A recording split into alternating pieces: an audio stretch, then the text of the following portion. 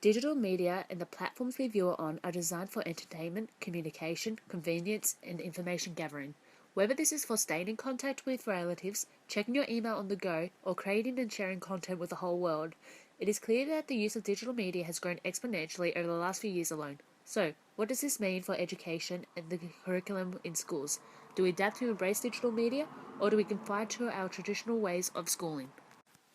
As a pre-service teacher, I have the opportunity to enter high schools and gain the experience of how students interact with devices such as their personal computers and mobile phones.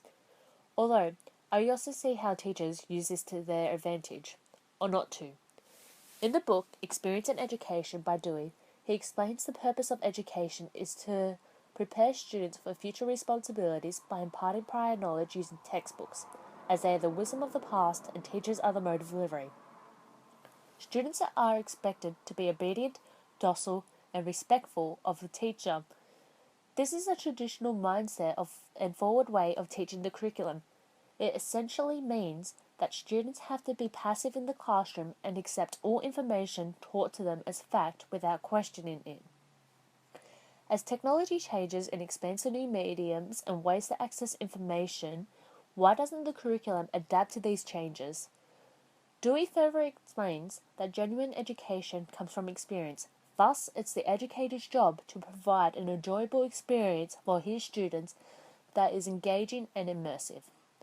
A positive and engaging experience is what makes genuine education. This learner must be immersed in the subject and have hands-on experience for it to be educative.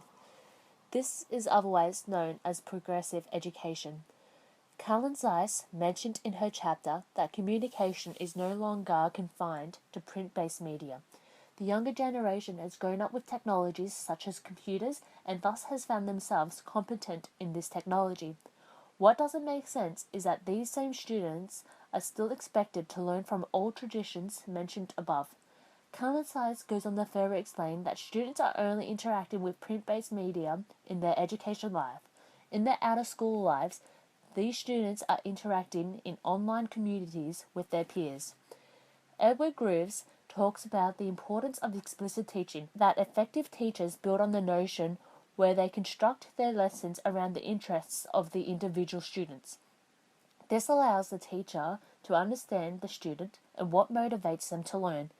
This means teachers that embrace explicit teaching would be creating lesson plans around digital media to help motivate students into getting interested into the content being taught. Now I'm going to talk about ways that digital media have positively impacted the high school curriculum.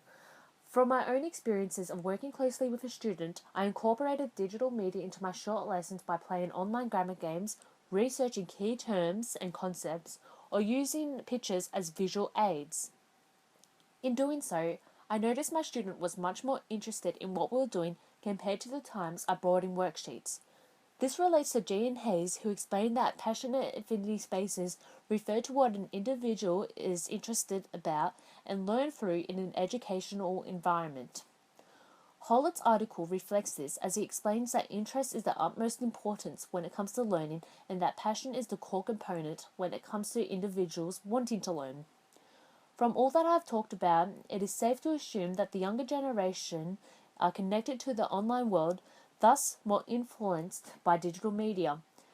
When this connection is brought into an educational environment, the teachers can use it to their advantage to keep students focused on the task by directing the lesson around their individual passionate affinity spaces.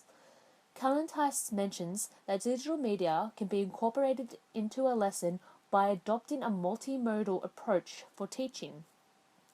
Using our multimodal activities can help the teacher direct a wider range of learners more efficiently using visual representation. Kalantzis explains that visual representation can come in many factors: images, movies, or even games. The use of visual representation in the classroom can engage learning through the interest in media. This can encourage students to participate more actively in the classroom through their devices, such as researching, creating content, and much more. This comes back to Dewey.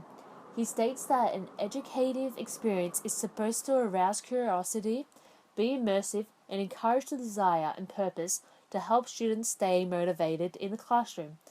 This has shown to be evident when including digital media in the classroom. From my own personal experiences of entering a high school and working with students, they are much more motivated when they are allowed to use their devices or when their teacher incorporates digital media in a visual representation format. To summarise, my argument here focused on traditional versus progressive education and whether or not the incorporation of digital media has an impact on student learning and engagement. Using digital media in the classroom has shown to have an effect on student learning and engagement.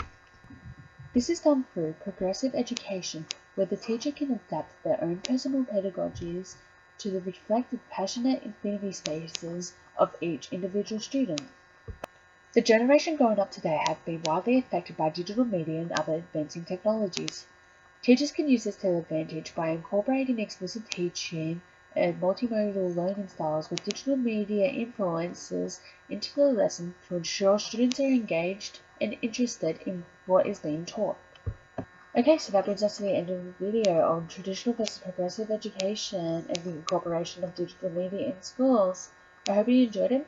You can find all sources I've referenced in the credits that are going on now.